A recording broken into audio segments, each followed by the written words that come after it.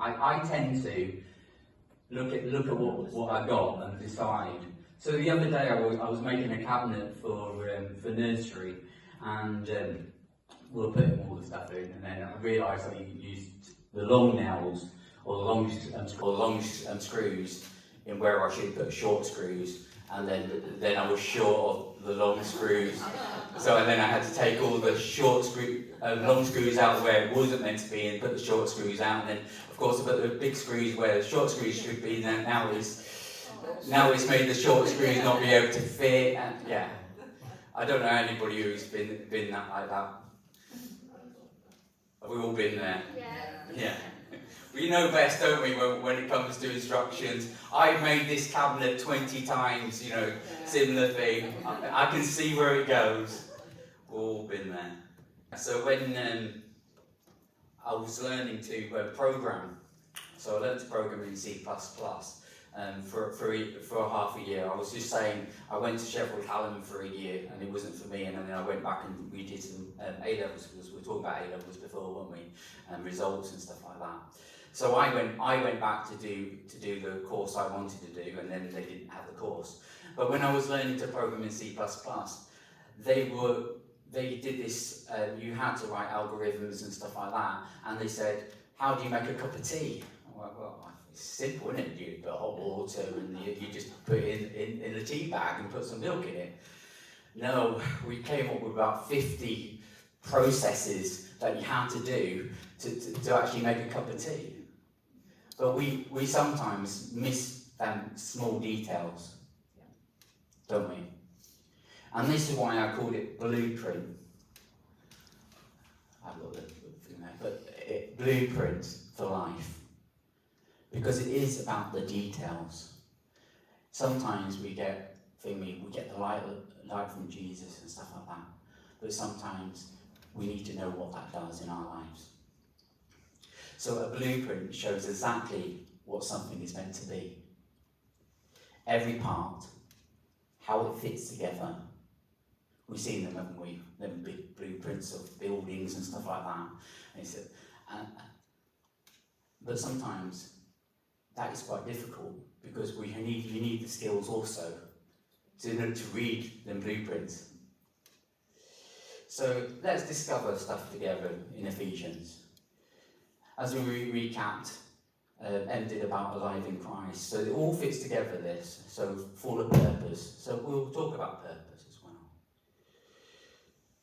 And then Faith talked about unity. And this Ephesians 4 and 5, a little bit of 5, mainly 4, we'll be reading. But it starts with where Faith left off, and we're talking about unity and call of purpose, so it brings them two together. So on the screen will be Ephesians 1. And we'll see where we get to. So if someone wants to read that out, that would be great. As a prisoner for the Lord, then, I urge you to live a life worthy of the calling you have received. Be completely humble and gentle. Be patient, bearing with one another in love. Make every effort to keep the unity of the Spirit through the bond of peace. There is one body and one Spirit, just as you were called to one hope when you were called.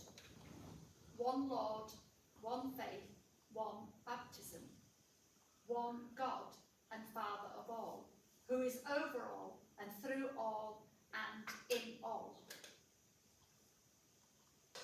So I've got Ephesians 1 to 16 here, but we'd be here all day if we read all the whole chapter. So 1 to 2 sort of talks about walking worthily in your calling. Live a life that matches who God has made us to be. Humility, gentleness, patience and love. I saw a video the other day, and it made me think, because I always feel sometimes that we've always been taught that calling is about, I'm called to be a doctor, I'm called to be a preacher. And sometimes we look in this passage and it talks about, doesn't talk about occupations. It talks about humility, gentleness, patience, and love. And in this video, it said, he was a musician, and he said, I'm not called to be a musician, it's just something I do. But if I lose my hands or ability to play, does that make my calling null and void? And maybe we've lost people in the church because they said, I've got this calling and thingy. But maybe our calling is how we do that. So it's not about necessarily about being a doctor, it's being about the best doctor that we can be. It's about bringing that humility, gentleness and patience and love to that. So the next bit was about one united family in Christ. That's a difficult thing though, isn't it? One body, one spirit, one hope, one Lord, one faith, one baptism, one God and Father. One. How many denominations we got in the world? That's without other stuff. I always bring my mind back to the temple, as it were. Jesus at the temple, and how they used to see religion, how they used to see faith, should I say. And they used to debate what these things meant. You know what I mean? And I think there wasn't massive disagreements. It wasn't like they didn't go fisticuffs or anything like that. But people just accepted their different opinions. And I think this should show that it's not about everybody believing the same. It's about everybody knowing that we are on a learning curve and understanding. So being unity is not about saying, well, I think you're wrong, I think you're wrong, and you need to agree with me. It's about understanding that people are on a different journey sometimes. And being at the temple and having that discussions about what does that love that Jesus did for dying us means to me. It might mean to me different to you, but we can disagree but have unity because he calls us by grace to have understanding with each other. 7 to 13, where it does start talking about apostles, prophets, and evangelism, believers in mystery and the maturing Christ. But every gift is not given as a calling, per se, in this. It's more of a gift to help people where they are. It's meant to understand. It's not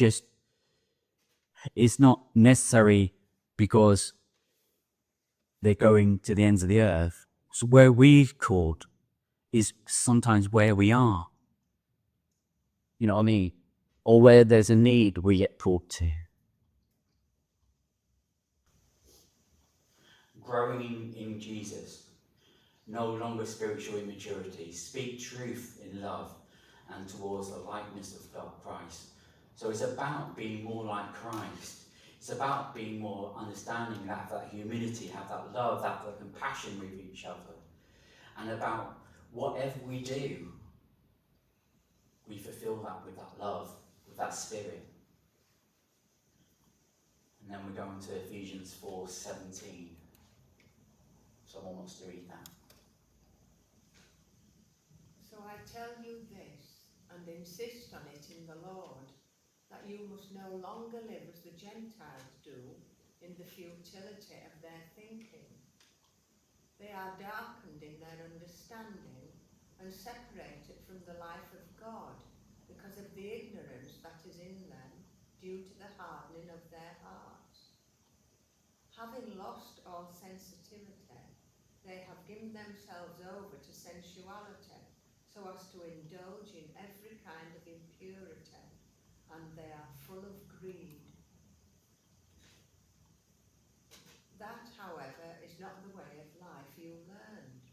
When you heard about Christ and were taught in him in accordance with the truth that is in Jesus, you were taught with regard to your former way of life, to put off your old self, which is being corrupted by its deceitful desires, to be made new in the attitude of your mind, and to put on the new self, created to be like God in true righteousness and holiness. So we no longer walk in darkness, we walk in the light. We take away we always say, I am a new creation and stuff like that. But sometimes we struggle sometimes to take up the old stuff and put on our new stuff. And sometimes we're trying to put new stuff onto our jacket, aren't we? We're trying to put have you ever tried to put old clothes try to go and buy clothes, and you think to yourself, I'll just try it on, so you try this jumper on top of a jumper, and it's impossible, isn't it? And you go home and you think to yourself, I'll put it on now, and you think it's too big and I don't know why. Sometimes to walk in the light, we need to take our old self out. Put off the old, put on the new, renew our mind. We think differently when we're in the light, don't we? And the light shines all the bits that we need to work on and we need to take off. And that's why when we say the Lord's Prayer. That's also about recognising and asking for trespasses as we understand it now. It's put into the light, bringing God to us, bringing the light to us. Put away selfish anger, bitterness, the things that stop us from growing. Put on new self to be like God in godliness and love. Practical changes that honour God, speaking truth, controlling anger, building others up with words. Be kind and compassionate, forgive as God forgave you. And we go to Ephesians 5, 1 to 2. We'll probably say this all together. Follow God's example, therefore, as dearly loved children, and walk in the way of love, just as Christ loved us and gave himself up for us as a fragrant offering and sacrifice to God. Be imitators of God as beloved children. Live like Father. This is the heart of worship. Walk in love as Christ loved us, sacrificial, self-giving. He gave us himself, our model for relationship. This is our blueprint. We exist for others, not necessarily ourselves, but others. So how we relate to others, how we see others. Do we see the sin in other people, or do we see the love and compassion that we have them because they're in difficult circumstances? It's a change of attitude, it's a change of who we are. It's not being of the world and not condemning people. For God so loved the world that he gave his son to save the world, not to condemn the world. So that's our model of life. That's our model of relationships. Jesus told us, love one another as I have loved you. And we've seen the model of how Jesus loved. And we've got Ephesians 5, 3 to 7. No compromise. Keep your life, speech, and conducted. Remember, no more in person inheritors God's kingdom. So there's a little bit of a warning there in 3 to 7, as it were. And we go on to Ephesians 5, 8 to 14, I think it is. For you were once darkness, but now you are light in the Lord. Live as children of light, for the fruit of the light consists in all goodness, righteousness and truth. And find out what pleased the Lord. Have nothing to do with the fruitless deeds of darkness, but rather expose them. Why is it is said, wake up, sleep, arise from the dead, and Christ will shine on you. So once darkness, now in light. Now I've got to give Carol some credit.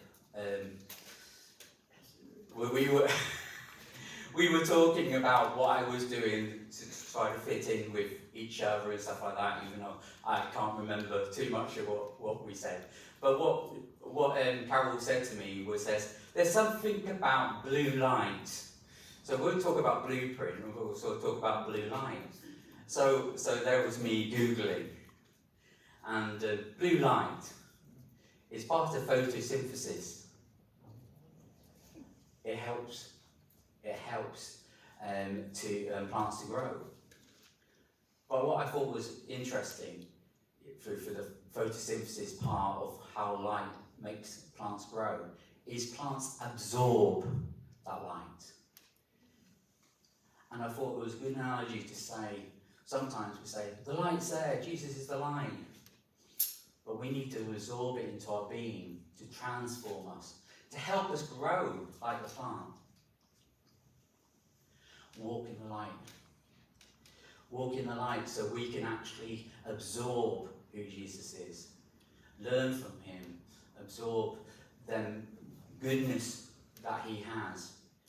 The love, the lightness, the grace that we can have for other people by absorbing and growing. And as plants grow, we understand that we might be in a different level. We might be a little seedling. We might be that big plant, but that big plant's still growing because it's receiving light. It's receiving nutrients from the light. And without the light, apparently without the blue light, it would shrivel and die. It would be really sort of thin or really fat. It just makes it so it's the plant that it's meant to be. Without Jesus' light, we're not the person that we're meant to be.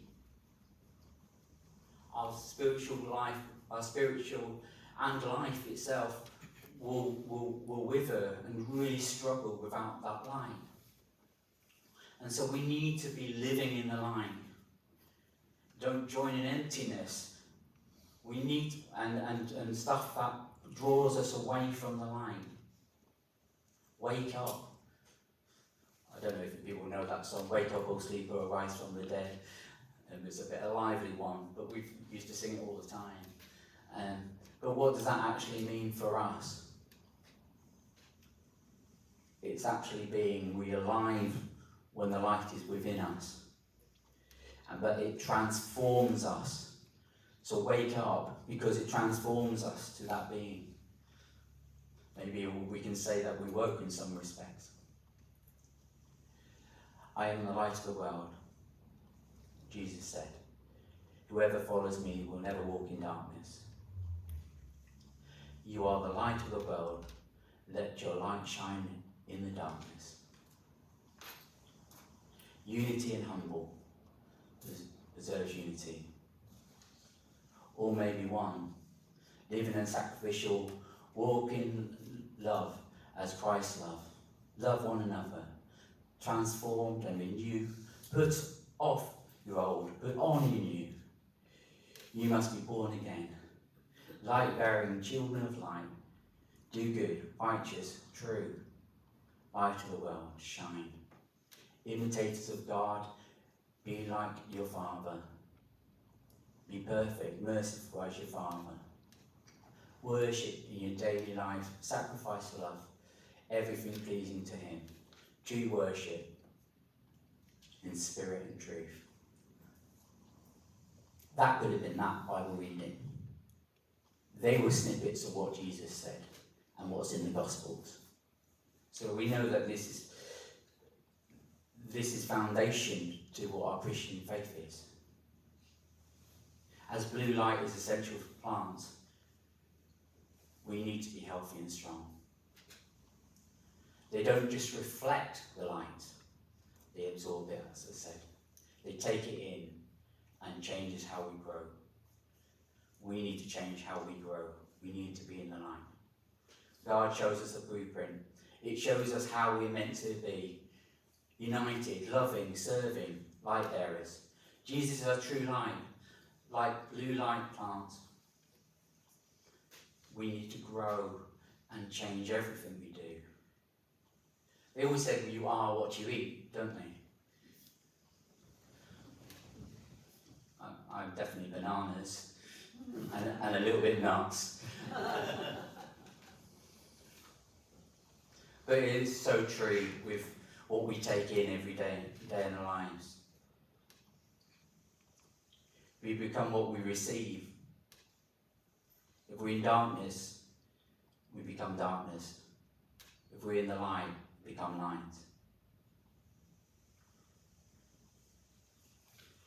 We need to use that light though.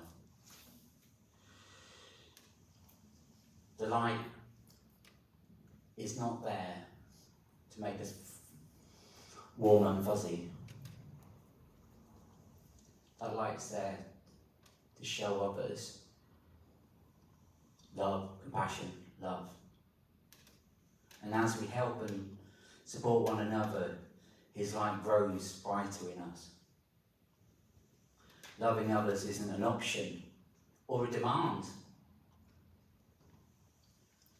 If we've got the light of the love of God in us, it's part of who we are.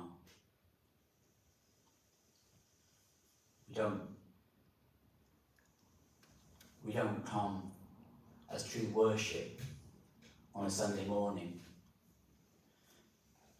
The blueprint is the true worship is about how Jesus' light can change us, transform us into living every day.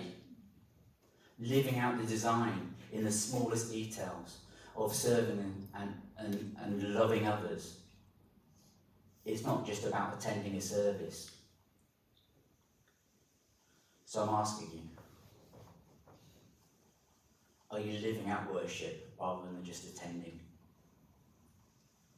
Being that light that shines on others.